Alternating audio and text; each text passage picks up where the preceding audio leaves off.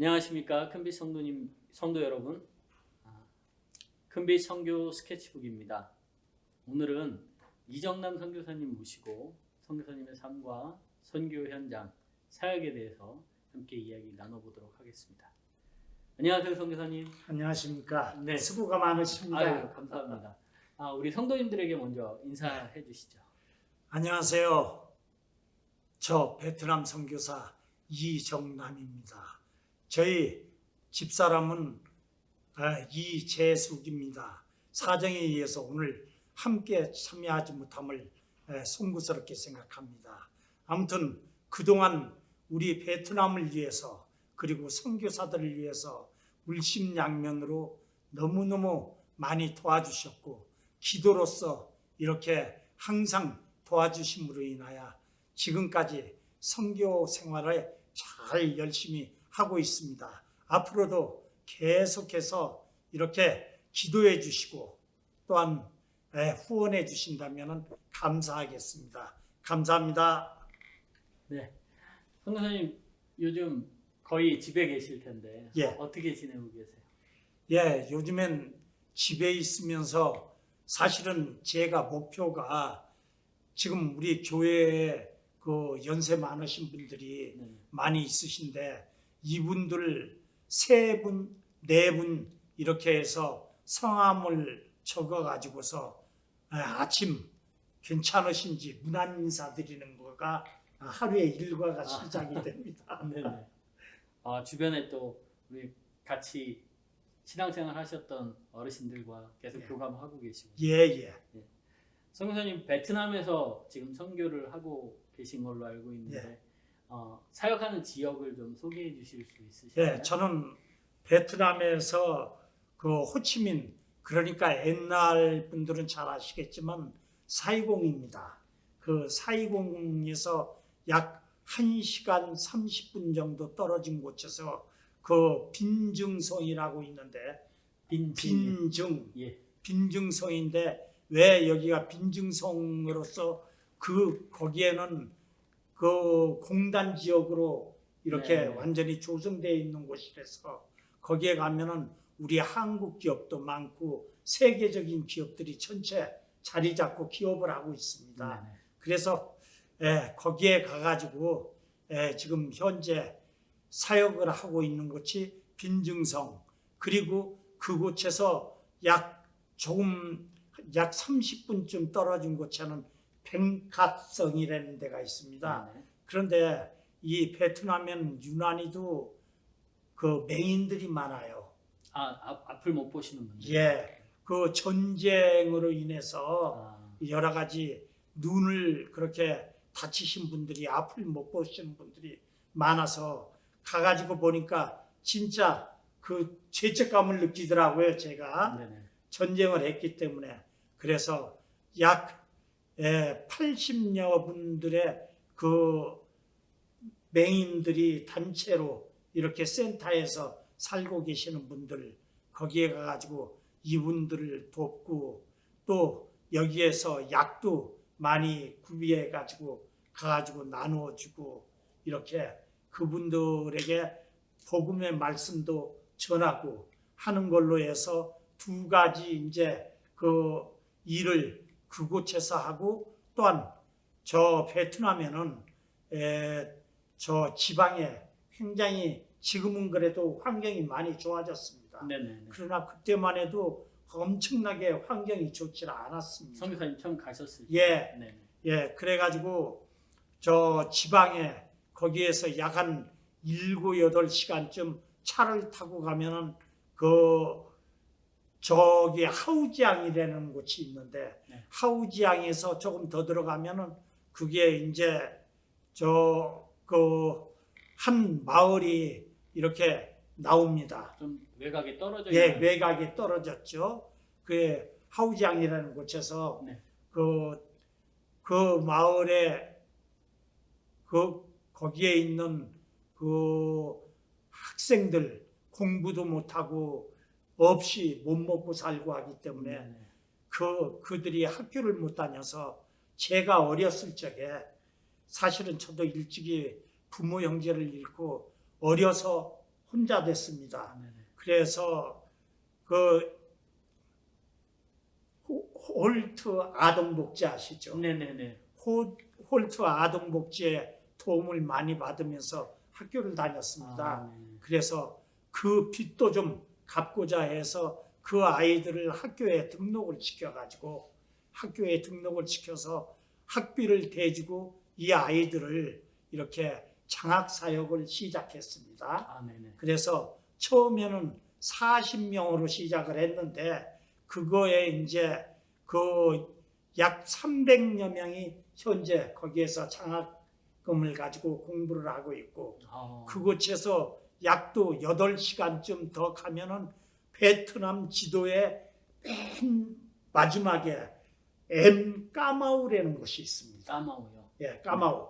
그 까마우라는 곳에 또 사역지가 지금 거기에서 이루어져서 집도 지어주고 있고 또한 우물도 파주고 그리고 거기에 있는 아이들을 선출해 가지고 학교에 보내고 해서 그러한 사역을 하는데 지금 현재 지역별로 생각하면은 빈증성 그리고 뱅카성 그리고 하우장 또 하우장에서도 농미라는 마을입니다. 네네. 농미 마을 그리고 그 까마우 그리고 제가 저기 다이남이라고 해가지고 대남이라 해서 그 호치민 내에 있는 그 대남이라는 그 마을에서 지금 현재 그 영사관에서 저에게 연락이 왔어요.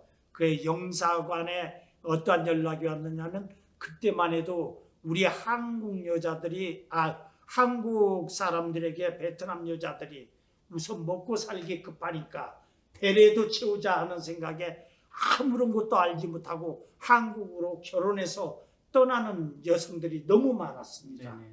그런데 이 여성들이 결혼을 해가지고 비자를 받기 위해서 모든 서류를 준비하면서 한국 영사관에게 비자를 업무를 이렇게 제출을 하게 되면 한국 영사관에서 그들에게 그 비자를 내주는데 이 사람들이 한국에 안녕하세요 말 한마디도 제대로 못하고 네네. 한국 문화도 모르고 역사도 모르고 이건 아무런 것도 알지 못한 채 무조건 한국으로 가가지고 불행한 일들을 많이 당했습니다. 네네네. 그러니까 그 영사관에서 저에게 전화가 왔어요. 이정남 선교사님 한 가지 부탁이 있는데 좀 들어주시겠습니까? 예, 말씀하십시오. 뭡니까? 그러니까는 그 한국으로 결혼해서 가는 비자 받기 이전에 기다리고 있는 여자들이 있는데 이 사람들을 한국어를 좀 가르치고 한국의 문화를 가르치고 음식 만드는 법이라도 가르치면서 이런 걸 좀 맡아주실 수 있겠느냐. 처음에 그 얘기가 나왔어요. 너무 기분이 좋더라고요. 이게 주님께서 나에게 인도해 주시는 그 길이 아니냐 해가지고 왜냐 그거는 저도 한국 사람인데 한국으로 결혼해서 한국에서 그 모든 걸 잘 재미있게 잘 살고 행복하게 살아준다면 그것도 하나의 우리 한국을 위한 전도가 아니겠는가 하는 생각에 좋습니다. 쾌히 승낙을 했습니다. 그래서 호치민에서 제가 그 사역까지 해가지고서 현재까지 쭉 이어지고 있는 그 사역을 하고 있습니다. 굉장히 다방면에 많은 일들을 하고 계신 것 같아요. 베트남에서 오랫동안 사역하셨는데 특별히 베트남으로 선교지를 확신하시게 된 계기가 있으신가요? 네. 사실 전쟁을 하다 보니까 참 못할 일도 솔직히 얘기해서 많이 했습니다. 회개 많이 해야 될 것 같고 그들에게 조금 전에 말씀드렸지만 지은 빚이 많아서 그 빚을 갚아야 되고 먼저 간 내 전우들의 영혼을 우리가 주님 앞에 이렇게 빌어야 되지 않겠느냐 하는 생각을 합니다. 제가 첫째 가장 우리 주님이 살아계신 하나님 아버지라는 것을 확신할 수 있었던 건 사람이 전쟁터에서 죽어갈 때 나의 몸에 총을 맞고 이 육신이 그 고통을 받을 때에는 가장 먼저 부르는 사람이 어머니를 불러줍니다. 네네. 어머니, 제가 먼저 떠납니다 하고 울면서 그렇게 떠나기 전에 어머니를 부르면서 떠나는데 또 이 육신에서 어머니께서 낳아주신 그 육신이 우리 주님께서 넣어주신 영혼을 이 육신에서 떠날 때 교회도 다니지 않고 하나님도 알지 못하는 이 사람들이 마지막 떠날 때에는 하나님 저 좀 살려주세요. 저 지금 해야 할 일이 많습니다.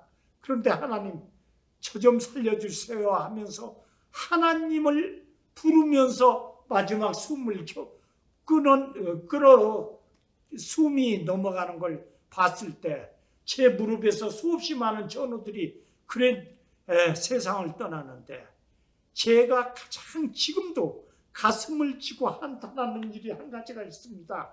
그것은 그 전우들이 마지막 떠날 때 제가 그 전우들을 위해서 영접 기도라도 한번 해주고 떠났더라면 지금 현재 이렇게 가슴이 아프지를 않을 겁니다. 그런데 그 기도 한번 못 해줬습니다.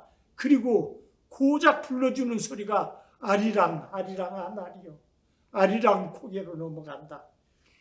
그랬던 계기가 돼서 이제는 내가 한국에 만약 살아서 돌아간다면 우리 베트남에 와가지고 지은 빚도 갚고 이 사람들의 영혼을 우리 주님 앞으로 영접시킬 수 있는 일을 해야 되겠다 하는 생각을 하고서 처음부터 베트남을 선정했던 것입니다.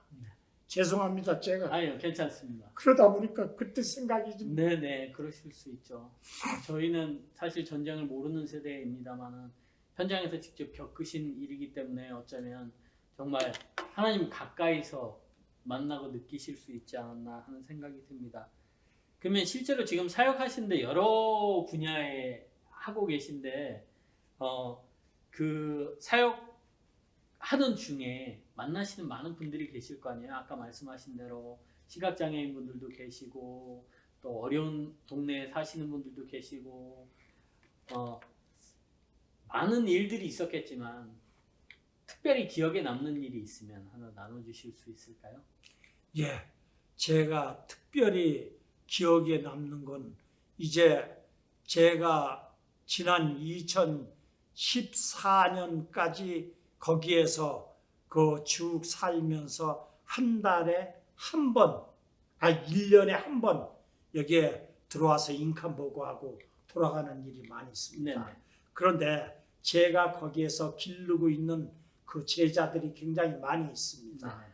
물론 조금 이따 말씀을 드리겠습니다만 그 제자들에게 제가 하고 있는 한 달 동안이지만 하고 있는 사역에 대해서 인계를 해놓고 나오는데 첫째 그 지난번에 가장 기억에 남는 거는 그 제자 한 명이 제가 들어가니까는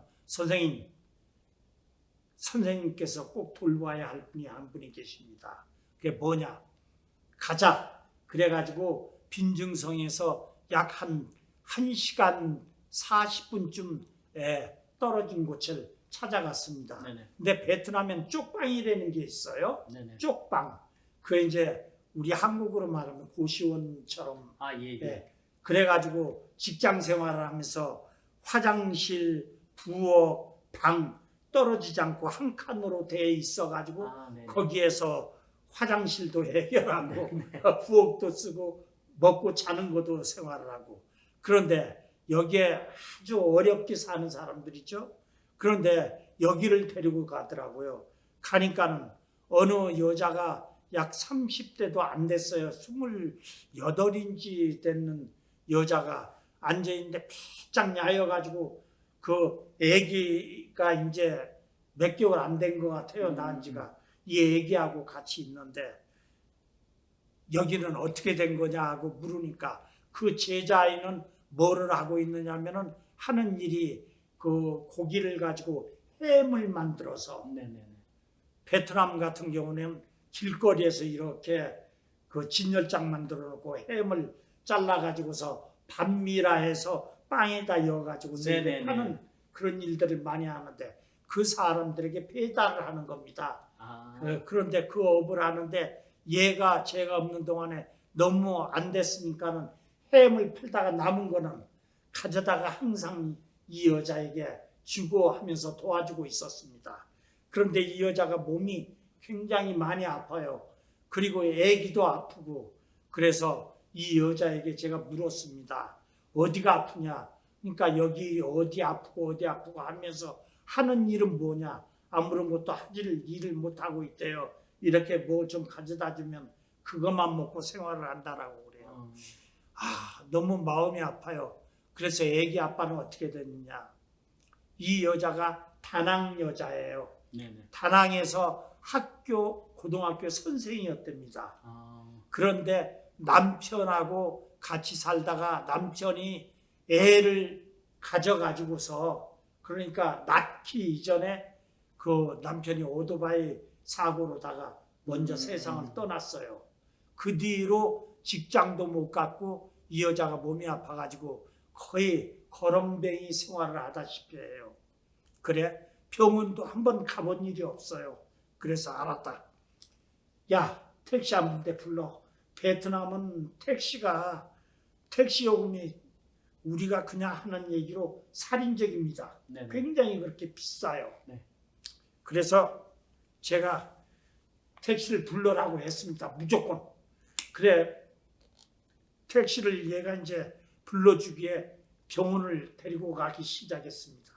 병원을 가가지고서 웬걸 진찰을 받고 모든 거를 진단을 하는데 병원 요금도 엄청 비싸요. 근데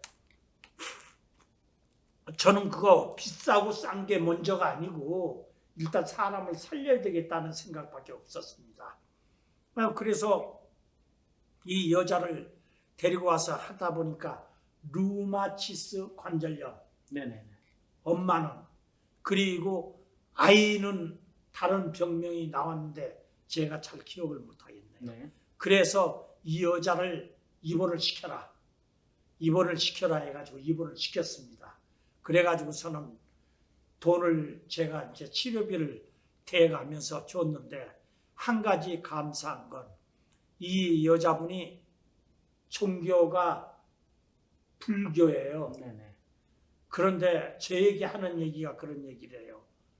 당신은 뭐하는 사람이기에 나를 이래 도와주느냐고. 그러니까 제자가 옆에서 우리 선생님은 캐나다 사람이다. 그래서 예수님을 믿는 분이다. 그런데 예수님을 믿는 분으로서 우리 베트남 도쿄에서 오셨는데 당신을 이렇게 만나가지고 당신을 돕는 거다. 가능 아니면 당신도 좀 교회에 나가면 어떨까 싶다 하면서 얘기를 했는데 웬걸 바로 그 다음 주에 저에게 연락이 왔어요. 병원에서요. 선생님 좀 만나 뵙자고. 그래서 웬일인가 싶어서 뛰어갔더니만 저 교회 좀 데려가 주세요. 교회 좀 데려가 주세요. 그 기쁨. 야, 내가 별거 아닌 일을 이 여자에게 베풀었을 뿐인데 이 여자는 나에게 너무나도 큰 선물을 하는구나 하는 생각. 그래서 선교사란 먼저 그들을 구원하기 이전에 자기 자신이 구원을 받는 거다. 이게 선교사다 하는 생각을 하면서 그때 가장 제 마음이 기뻤습니다. 네네. 지금 말씀하신 분도 불교를 원래 믿는 분이라고 예. 얘기하셨는데 선교지에 가면 아무래도 다른 종교를 믿는 분들을 많이 전도를 아유. 하게 되잖아요. 특히 베트남은 더하죠. 네. 혹시 그 선교사님은 다른 종교를 가지고 있는 사람을 어떻게 전도하면 좋을지 혹시 선교사님이 갖고 계신 방법이나 특별한 생각이 있으신지? 그건 여러 가지 이제 선교사로서 자기가 해야 하는 노하우가 있습니다. 네네네. 노하우가 있는데 저 같은 경우는 항상 증거를 냅니다. 증거. 네. 우리 하나님께서 우리를 이렇게 도와주고 계시고 우리의 삶을 인도주관하신다라는 증거를 그들에게. 왜냐? 제가 베트남에 가면은 물론 잘 아시겠습니다만 집집마다 N 입구 그리고 1층, 2층 여기에 선반처럼 이래 돼가지고 거기에다 신당을 이렇게 꾸며 놓습니다. 네네네. 예. 그 우리 캐나다도 중국집에 가면 그런 것들 만들어 가지고 예, 주는 예. 데가 있죠. 네. 그래서 그 신당을 꾸며 놓는 곳에 저는 새를 들어가면은 내 집이니까 새를 들어가면 내 집이니까 그걸 다 치워버리고 저는 신발장으로 일부러 신발장으로 이렇게 쓰고 있습니다. 네네. 신발을 올려놔요 다. 네네. 그래놓고 그게 가장 잘 보이는 곳에 테이블을 놓고 아이들을 부릅니다. 사람을 제가 초대를 해가지고 같이 식사하게끔 해요. 그걸 보고선 기겁을 하고 놀래죠 이 사람들은. 네네. 그래 아니 이거 큰일 난다라고. 왜 큰일 나느냐? 이거 내 신발장인데 이거는 뭐 그냥 조상신이 와가지고 뭐가 어떻고 별의별 소리를 다 해요. 그래? 그럼 내가 한 가지만 묻자. 너희들 신당에다가 신당에 그 음식을 차려놓고 과일도 놓고 했는데 그거 귀신들이 와가지고 먹드냐? 말을 못하죠? 먹드냐? 말을 못해요. 그러면 너희 향불을 피우는데 난 향불 냄새만 맡으면 역겨운데 향불을 피우는데 그 향불은 어디에서 났어? 사왔다는 얘기죠. 그 얘기를 들으려고 하는 거예요. 샀다 이 얘기야. 향이 꽤 비싸요. 이게. 네. 그래? 그러면은 그 향을 태우면은 그 귀신이 냄새를 맡았어? 아무 소리를 안 해. 그 맡았다 하면은 맡은 걸 받느냐라고 물을 텐데.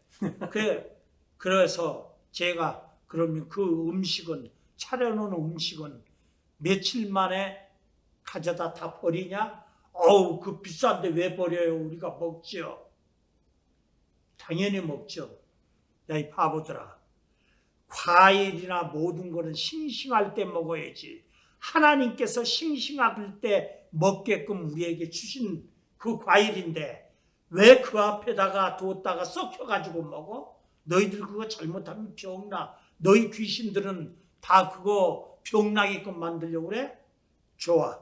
그러면은 향불. 왜 향불을 너 오토바이 타고 날씨 더운데 가가지고 기름 떼고 그걸 고생하고 가가지고 와서 너 여기에다가 향을 사다가 불을 피워서 불로 이렇게 태우고 있는데 그 향이 한 드럼에 얼마야? 그게 얼마라고 얘기를 해요. 그래? 알았어. 주문해서 지갑에서 돈을 꺼내가지고 그 향값을 다 개서 라이터 좀 줘. 그래 라이터 주면 여기에 불 붙여. 귀신도 돈을 좋아하지 향을 좋아하는 게 아니야. 그럼 왜 고생하고서 가가지고서 향을 사와? 가지 말고 돈을 불 붙여가지고 거기다 꽂아놓으면 귀신이 더 좋아할 거 아니야. 불 붙여. 그 돈은 아깝잖아요. 그냥. 네. 그러니까는 그게 아니고 그거 불 태우면 안 되죠. 돈을. 너희 향불을 왜 불을 태워? 그래가면서 얘기를 합니다. 그러면서 하나님께서는 너희에게 이렇게 살게끔 만들려고 하나님께서 이래 너희에게 축복을 해주시는 게 아니다 하면서 제가 걔네들에게 얘기하는 건 나트랑 네. 낫장이라고 합니다. 낫장. 네. 낫장이라는 곳. 여기에 가면은 그리고 붕따오라는 곳인데 그게 해변가로서 그 휴양지입니다. 거기가. 네네. 그래서 너 붕따오 가봤어? 그러니까 저희 있는 곳에서 붕따오까지는 약 2시간 반 정도 걸립니다. 네네. 붕따오 가봤어? 예, 가봤습니다. 거기에 가니까 뭐가 있더냐? 뭐 특히 보고 싶은 게 있더냐? 그러니까 거기에 가면은 우리 브라질 상파울로에 예수상 지고 있듯이 거기에도 붕따오에도 그게 옛날에 미군들하고 저 프랑스 사람들이 있을 때 그걸 만들어 놓은 게 있어요. 네네. 산 꼭대기 위에. 네. 그게 있다 이 얘기야. 그게 뭐니? 그러니까 글쎄요. 그거 뭐예요? 다만 한 가지, 제가 법적으로 뭐 예수님을 믿어라, 하나님을 믿어라 하면 공산국가에서 걸립니다. 법에 걸려요. 그러니까 그걸 피해 나가는 방법입니다. 그들이 저에게 질문하게끔 만듭니다. 선생님 그게 뭐예요? 그게 예수님 상이야. 내가 믿고 있는 하나님의 아들 예수 그리스도, 우리를 위해서 십자가에 못 박혀 돌아가신 그분을 내가 믿고 있는 거다 하면서 한 번 질문했으면 이제 걔네들이 그 묻지도 않은 얘기서부터 예수에 대해서 이제 족보서부터 나오기 시작하는 거야. 쫙. 그게 얘네들이 듣지 않습니까? 그게 그 동상이 예수님 동상이다. 그런 얘기를 하니까는 얘네들이 솔깃해가지고서 듣고 있다가 어떠한 일이 있을 때에는 예수님께 기도를 하면은 선생님 안 들어주는 기도가 없다라고 그랬죠. 물론이다. 안 들어주시는 기도가 없다. 이 얘기하면은 그래요. 얘네들이 공부를 가르치다가 때로는 와가지고서 늦어가지고서는 선생님 우리의 엄마가 배가 엄청 아파가지고 지금 야단인데 큰일 났어요. 그래? 선생님 기도해 주세요. 기도하면 예수님이 낫게 해주신다라고 했잖아요. 물론이지. 낫게 해주신다. 예수님의 역사는 거기에서 일어나는 겁니다. 선교지에서 급하게 우리가 부르짖었을 때 우리 예수님께서는 틀림없이 그거를 이루어주시더라는 얘기예요. 그 다음날 얘가 왔어요. 어때? 몸이. 선생님, 예수님이 우리 기도하신 걸 들어주셨어요. 나았어요. 깨끗이. 이러한 방법으로 해서 그들과 먼저 친밀한 교제를 나누고 그들이 나를 경계하지 아니하고 내가 그들을 믿고 이렇게 서로 그런 사이가 될 수 있을 때까지 서로 먼저 전초 작업이 필요하죠. 그 다음에 이제 그들에게 예수님을 바로 전하더라도 얘네들이 신고를 못하죠. 신고했다 하면 걸리니까요. 그래서 저 같은 경우는 증거를 보여줍니다. 일단 보여준 다음에 이제 본격적인 작업에 들어가는 겁니다. 관계를 통해서 예. 예수님을 전하고 관계성이 예수님이 있죠. 그들 안에서 역사하시도록 예. 도우신다는 말씀이십니다. 선교사님들께 공통적으로 드리는 질문입니다만 예. 좀 너무 교과서적인 질문이기도 하고요. 선교란 무엇이라고 생각하시나요? 선교란 결코 우리 예수님을 본받고 예수님의 지상 명령에 순종하는 게 선교가 아닌가 하는 생각이 듭니다. 네, 예수님을 본받고 예수님의 삶을 따라가는. 본받고 네, 예수님의 삶을 본받고 그 지상 명령을 따르는 것. 예. 네. 선교사님은 처음에 내가 선교사로 부르심을 받았구나라는 걸 어떻게 확신하셨나요? 제가 여기에 그 캐나다에 이민을 와가지고 하던 사업이 완전히 다 망할 때가 있었습니다. 네네. 너무나도 어렵고 힘들게 하면서 망했어요. 망해가지고서는 이제 나중에 또 사업을 시작하면서 빚을 져가면서 사업을 시작하면서 제 아내와 제가 기도하던 기도의 제목이 있습니다. 서원을 했습니다. 하나님께. 네네. 하나님, 지금 현재 지고 있는 빚 다 갚을 수 있고 또한 작은 집이나마 나에게 집을 하나 갖게만 해주신다면 앞으로 10년 이내로 이루어 주시면 제가 하나님께 제 몸과 마음을 바치도록 하겠습니다. 라고 소원의 기도를 했습니다. 네네. 그런데 우리 하나님께서 그걸 다 이루어 주셨습니다. 그래서 그 이루어 주셨을 때 제가 한 가지 확신을 가졌습니다. 아, 하나님께서 이제 하나님의 사업에 저를 동참시키기 위해서 이렇게 나의 소원하는 기도를 다 들어주신 게 아니겠느냐 하는 생각을 했고요. 제가 그 사업을 하면서 제가 여기 우두브리지에 저희 집이 있었는데 집이 엄청 컸습니다. 네. 그 살적이에요. 그 4,300스퀘어피트였어요. 네네. 검정이. 그래서 제가 그 키를 집의 키를 그 우리 사무실에 맡겨놨습니다. 만약에 다른 나라에서 그 겨울철 이런 때 되면은 그 카자흐스탄, 러시아, 키르기스탄, 뭐 중국 선교사들이 많이 들어옵니다. 들어오면은 어디에서 먹고 잘 만한 곳이 편한 곳이 없었어요. 네네. 그래서 이분들이 오시면은 저희 집으로 이 키를 주어서 보내십시오. 내가 전 세탁소를 했으니까 아침 7시부터 저녁 8시까지는 집에 못 들어와요. 집사람도 저도요. 그러니까 키를 열고 들어가면 방이 호스를 매겨놨어요. 그래 어느 방으로 쓰시게 하십시오. 그 방에는 이제 각 방에 침대, 책상, 전화기 한 대씩 다 해놨습니다. 들어가서 짐을 풀도록 하십시오. 라고 해서 그분들이 굉장히 가시면서 그땐 뭐 비망록인지 뭐 그것까지도 적어놓고 가시는 분들이 많았어요. 네네. 그래서 거기에다가 그걸 그렇게 그분들을 도움을 조금이나마 드리면서 굉장히 제 마음이 기쁨이 있었습니다.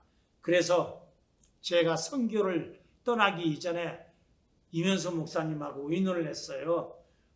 이렇게 선교를 떠나야 되기 때문에 이제 언제서부터는 선교 여행을 좀 가려고 합니다. 하고서 떠나기 이전엔 제가 여기에서 친교위원장을 그때 저 알비온로드에 있을 적에 친교위원장을 2년을 했습니다. 하다가 놓고서 떠날 적에 이제는 나의 날이다. 내가 해야 할 일이 선교다 하는 걸 확신을 가졌습니다. 네네. 선교지에 선교사님들을 그러면 그 전부터 어떻게 보면 후원을 하셨는데 지금은 이제 교회 큰빛교회 성도들을 통해서 후원을 받으시는 선교사님이시잖아요. 그렇게 됐습니다. 우리 그 기도와 물질로 후원해 주시는 우리 성도님들에게 하시고 싶은 말씀이나 당부하실 말씀이 있으면 한마디 해주시죠. 항상 우리 성도님들 이정남이와 이재숙을 잊지 않고 베트남을 잊지 않고 그렇게 열심히 중보로 기도해 주시고 후원해 주시고 그 어려운 가운데서도 이렇게 항상 사랑해 주신 우리 큰빛교회 우리 성도님들 감사드립니다. 또한 특히 제가 잘 알고 있는 우리 병중에 계셨던 양재호 집사님 진짜 당신의 정성에 진정 감사함을 표합니다. 앞으로도 끝까지 잊지 않고 제 생명이 다하도록 선교를 하고 있을 때 같이 제가 아닌 함께 선교의 길을 거닐 수 있는 우리 성도님들 되시기를 기도드리겠습니다. 감사합니다. 네. 선교를 하시기 전에 다른 비즈니스도 있으셨고 또 참전하신 적도 있으시고 인생에 많은 굴곡이 있으셨던 것 같은데 선교 외에 개인적으로 꿈꾸셨던 것들이 있으신가요? 제가 선교제 베트남에 선교를 나가지고 선교를 하다 보니까 베트남에도 단기 선교, 장기 선교 아니면 여행 오신 목사님들 네네. 많으십니다. 근데 제가 가장 가슴 아픈 건 우선 저부터가 베트남에 첫 도착하면은 어디로 가나 하는 생각에 동서남북을 두리번거릴 수밖에 없습니다. 네네. 제가 한때는 몇 년 전에는 그 베트남에 작은아마 선교센터를 하나 만들고 싶은 게 제 꿈이었습니다. 네네. 왜? 그분들 오시면은 오십시오. 오셔서 편히 밥도 지어서 잡수시고 편한 잠도 주무시고 마음껏 찬양도 하시고 마음껏 성경도 읽으시고. 선교사님 집을 오픈하셨듯이 그런 곳 장소를 한 군데 베트남에 만드시고 싶으신 거네요. 예. 그래 했는데 아내가 세상을 떠나는 바람에 네네. 그 꿈이 다 사라지고 말았습니다. 네네. 그래서 그 꿈을 아직도 이루기 위해서 지금 여러 가지 노력을 많이 하고 있습니다. 아직도. 그것도 또 선교의 또 다른 형태의 꿈이시네요. 예. 그렇게 오랜 세월을 지내시면서 선교사님 삶에 개인적으로 영향을 끼치거나 존경하시는 분, 기억에 남는 분이 있으신지요? 예. 제가 어렸을 적에 6살 때서부터 제가 서울이 고향입니다. 네. 서울 중구 도동 시장, 서울역 앞에 그 도동이라는 곳이 있습니다. 네네. 거기가 집이었습니다. 아, 그래, 내 집은 아니었지만 아무튼 기거하고 있었으니까요. 그리고 학교는 서울 남대문 국민학교를 다녔습니다. 그래 생활을 하면서 먹고 살려니까는 서울역에서 신문팔이를 했습니다. 네네.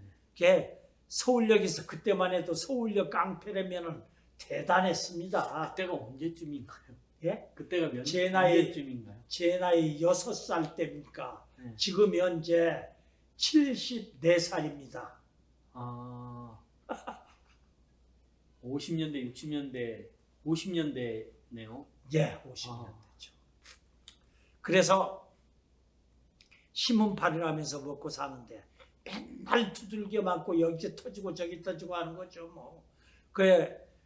그때 남대문 시장 바로 길 건너편에 천막을 쳐놓고 그 점심시간이면은 니아까 끄는 사람들, 지게 지는 사람들, 거지들 이런 사람들에게 옥수수죽을 끓여가지고 이렇게 한국자식 요기할 수 있도록 이렇게 주시는 그 단체가 있었습니다. 네네. 그게 소위 서울 그러니까 남대문 성경구락부라는 곳입니다. 아, 예, 그때 피어슨 성경구락부에서 나누어져서 나와가지고 네네네. 예. 잘 아시네요. 네네. 이제 뭔가가 잘 통하네요. 피어슨 성경구락부에서 나누어가지고 거기에서 그 남대문 성경구락부를 하고 있을 때예요. 네네. 예, 그래서 그 건너편으로 남대문 교회가 그거의 네, 그렇죠. 발판으로 세워지게 네네. 됐습니다. 그런데 제가 남대문 국민학교를 다니니까 그땐 오전반, 오후반이 항상 있지 않습니까? 네네네. 그런데 오전반일 때에는 그냥 학교에서 공부하고 항상 도동으로 가기 위해서는 그 앞을 지나가야 되는데 그 모두들 옥수수죽 그거 한 그릇 타 먹으려고 쭉 줄 서가지고 기다리는데 저도 먹어야죠. 배가 고프니까. 그래서 그 앞에서 줄을 서가지고 쭉 나가면은 참 사람이 심리라는 게 이상해요.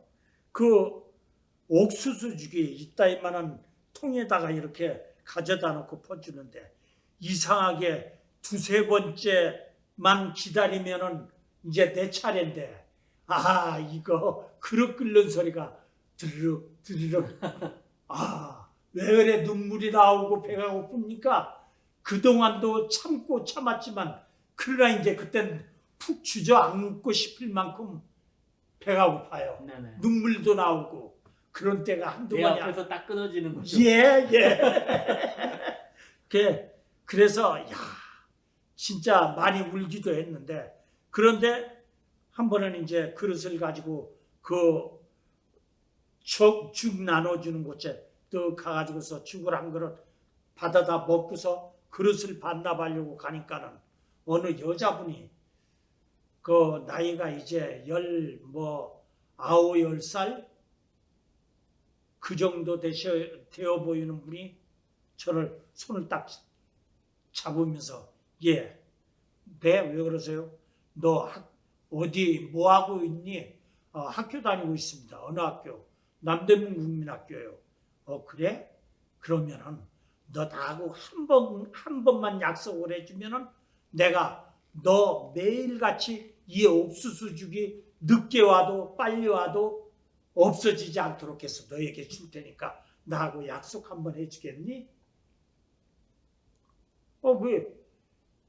제가 성경에서 나오는 것처럼 그 주간 그릇에 이 장자권을 팔았던 그 이상으로 주간 그릇에 저 인생을 팔아버리고 말았습니다. 예, 좋습니다. 죽을 언제 오더라도 준다는데 그거 답변 안 할 수 있습니까? 예, 좋습니다.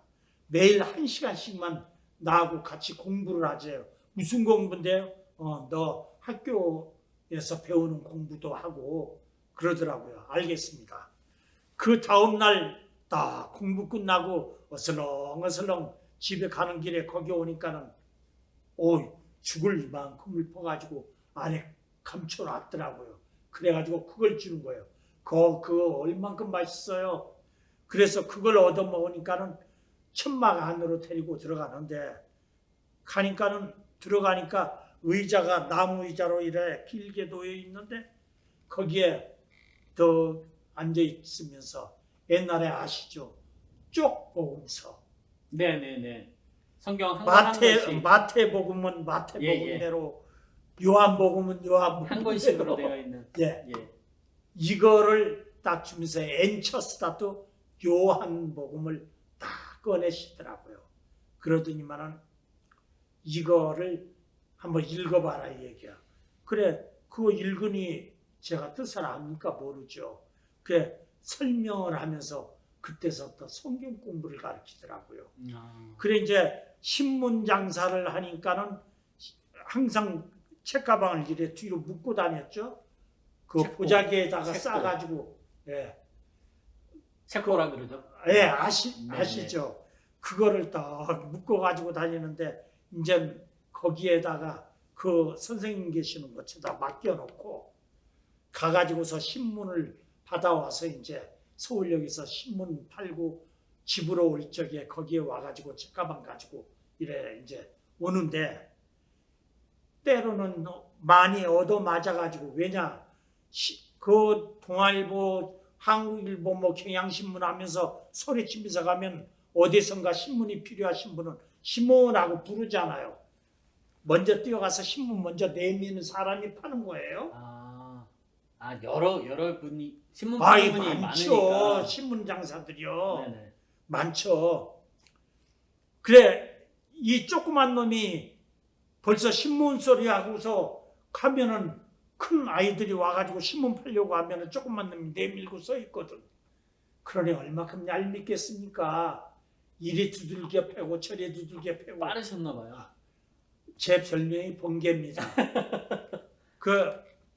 그래서 참 많이 얻어맞고 여기저기 깨지고 그냥 해가지고서는 거기에 이제 책가방을 가지러 가면은 그 선생님이 얼굴을 쭉 보고서는 그걸 옛날에 아카진기라고 있었죠. 네네네. 빨간 약 아카진기. 네.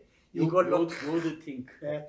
다 닦아주고 이래 부은 데는 옥도증기라고 노릇스러움한 약이 있어요. 예.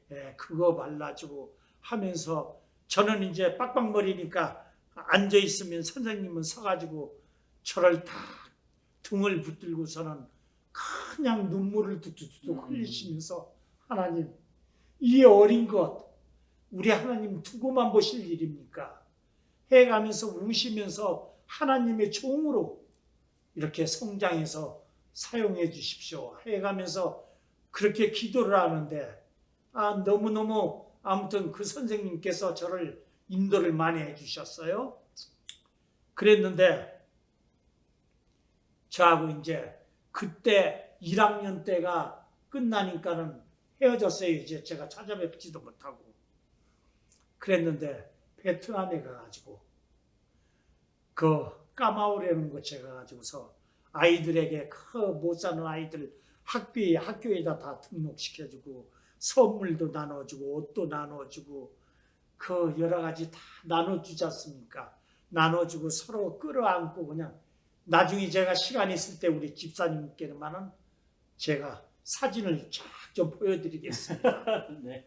그래서 그렇게 하고서 끝나고 이제 호치민으로 오는 길이었는데 버스를 타고 쭉 오는데 웬걸 갑자기 무슨 생각이 드느냐면 그때 옛날에 우리 선생님이 나를 사랑하시는 게 내가 얘네들을 사랑하는 거에 내가 그 선생님의 사랑에 10분의 1이라도 쫓아가고 있느냐. 그 선생님의 눈물 떨어뜨렸던 머리에 떨어뜨렸던 그 뜨거운 걸 막 느끼는 거예요. 그 순간에 막 뜨거우면서 그의 눈물이 그냥 흐르죠. 그러니까 집사람이 여보 당신 왜 그러느냐고. 나 옛날에 학교 1학년 다닐 때 이러이러한 선생님이 계셨어.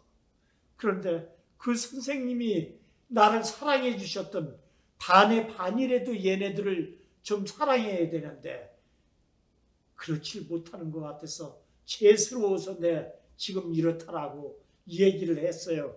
하고서는 진짜 선생님이 그렇게 보고 싶을 수가 없어요.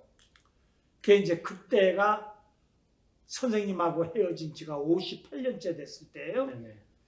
그 집에 와가지고서는 이제 제가 그 사역하는데 우리 그 베트남 아이들을 5명을 한국으로 무조건 끌고 비자 받아가지고 끌고 나갔어요. 나가가지고 신학대학교를 보냈어요. 네. 그래서 유학을 시켜가지고 그 신학대학을 5명이 다 졸업하고서 지금은 이제 베트남으로 들어갔습니다. 네네. 그런데 그 걔네들을 신학대학에 입학시키기 위해서 수속을 받으라고 한국에 며칠 안 있으면 제가 나가야 돼요. 네네. 나가야 되는데 선생님 보고 싶어서 하나님을 붙들고 참 매일 밤 울면서 제가 기도를 했습니다. 하나님 도와주십시오. 이 선생님 꼭 한 번만이라도 만나서 감사했습니다.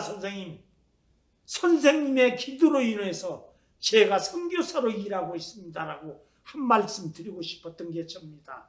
그런데 그렇게 울면서 기도를 했는데 저희 집사람은 그런 얘기를 해요.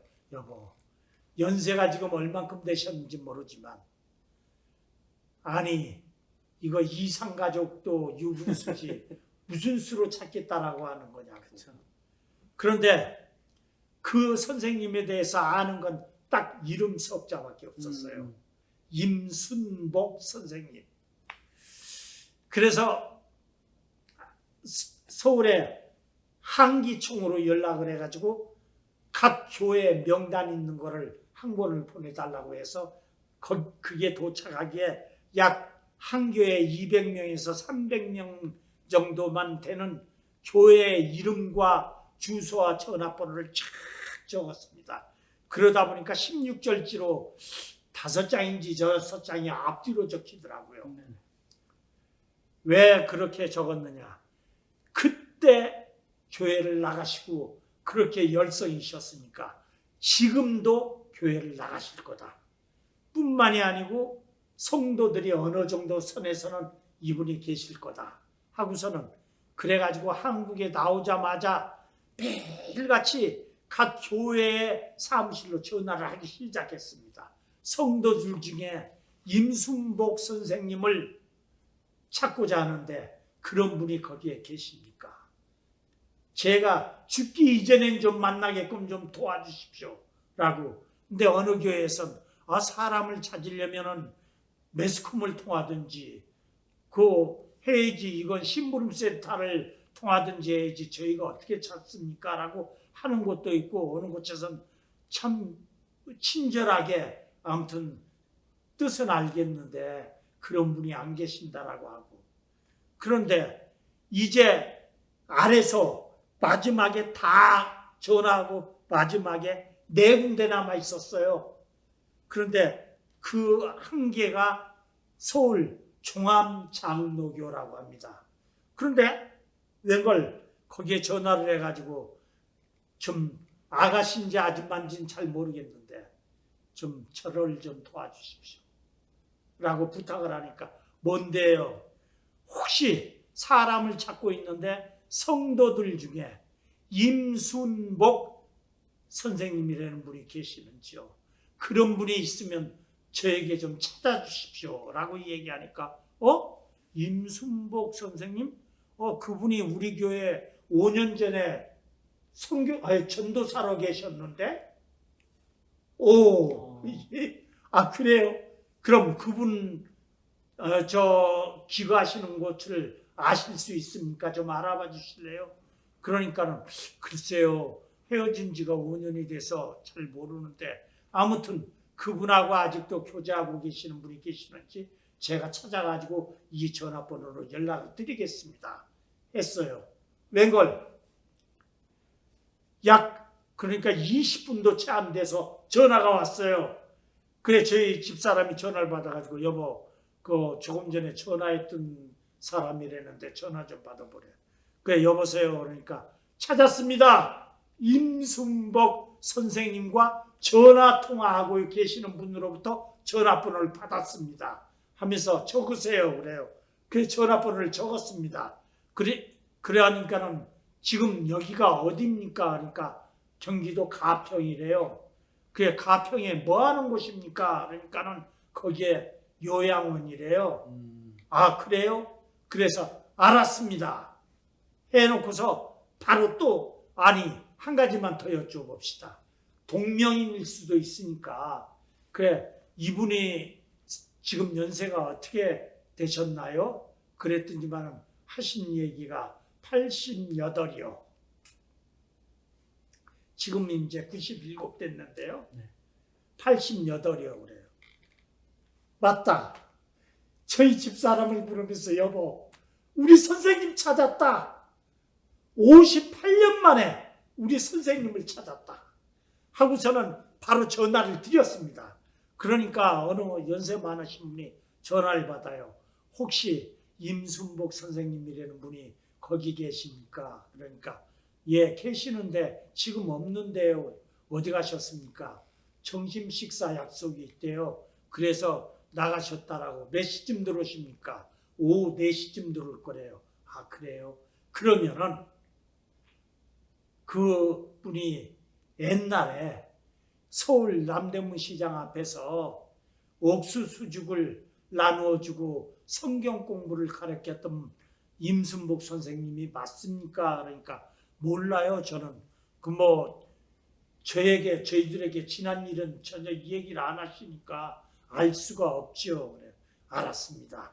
그러면은 옛날에 선생님으로부터 옥수수죽을 얻어먹었던 정남이가 전화가 왔었다라고 좀 전해 주십시오. 예, 알았어요. 그런데 오후 4시쯤 들어오신다는 분이 오후 2시쯤 되니까 전화가 다 왔어요. 여보세요. 예, 누구세요? 그러니까는 한 가지 말 좀 물으려고 전화했습니다. 예, 말씀하십시오. 58년 전에 서울 남대문 시장 앞에서 옥수수죽을 나누어주고 공부를 가르쳐준 일에 대해서 누구도 알지 못하는데 그걸 알고 나에게 전화한 사람은 누구요? 맞습니까? 안 맞습니까? 맞죠. 찾으셨네. 선생님, 접니다. 저 정남입니다. 그러니까는 아무 소리가 없어요. 정남이라는 소리 한마디 딱 하니까. 그러더니만 하나님 감사합니다.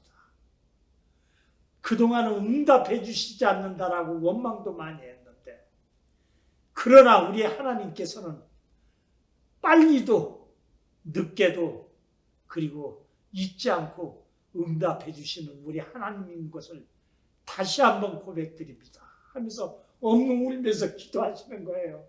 그러더니만은 하시는 말씀이, 정남이 만나자. 내 지금 서울로 갈게. 내 가평에서 서울까지 오는 것도 꽤 멀더라고요. 네네. 그래, 아니 선생님, 제가 각 교회에 간증도 입군해서 좀 가봐야 되는데, 그래서 시간이 안 되니까 그 이번 토요일 날은 어떻습니까? 그러니까 그래, 하나님 일이 먼저지 내일이 먼저인가? 그래, 그러면 토요일 날 만나자고. 그런데 그날이 월요일 날이었어요. 그래, 약속을 했는데 웬걸 토요일이 아니고 목요일 날 전화가 또 왔어요. 선생님이 목소리가 다 죽어가는 거야. 그래, 선생님 어디 편찮으세요? 그러니까 정남이, 나 좀 살려줘. 나 이때는 죽을 것 같아. 그래, 아니 선생님 왜 그러세요? 어디가 편찮으세요? 예, 여쭤보니까 정남이, 내가 정남이 전화를 받고 지금까지 한 잠도 잠을 못 잤어. 자, 하나님 일 중요한 거 다 알아. 그러나 나 좀 먼저 살려줘. 좀 만나면 안 될까? 거기에서 안 된다고 하니까, 그래서 선생님 알았습니다. 예, 다른 교회들의 약속을 취소하고 선생님 만납시다 해가지고서는 그날 아무튼 그 군자역이라는 서브웨이 역이 있더라고요. 네네. 서울에. 전 처음이니까 군자역 3번 출구 3번 출구에서 12시까지 만나기로 약속을 하고 집사람하고 같이 쫓아갔습니다. 3월달이니까 날씨가 쌀쌀하죠. 딱 가가지고 보니까는 3번 출구 그 앞에 바람도 센데 사람들도 많이 왕래하고 하는데 거기에 쭈그리고 이렇게 서 계시더라고요. 얼굴을 이렇게, 키가 작아요 이 양반이. 얼굴을 이렇게 보니까는 제가 보는 눈에는 옛날에 20대 때의 선생님 얼굴과 변함이 없더라고요. 선생님, 저 정남이 왔어요. 어디 편찮으시지는 않으세요? 그러니까는 얼굴을 들고 저를 쳐 보더니만, 정남이가 맞네. 그래, 저희 집사람 손을 오른쪽으로 붙들고 저를 왼손에 붙들고 그 노인네가 손을 번쩍 들더니만, 여러분, 내 말 한마디만 듣고 가십시오. 오늘 하나님이 살아계심을 제대로 증거할 수 있는 찬스가 왔기에 여러분들에게 이렇게 말하고자 합니다. 내 제자, 이제 58년 만에 만났습니다.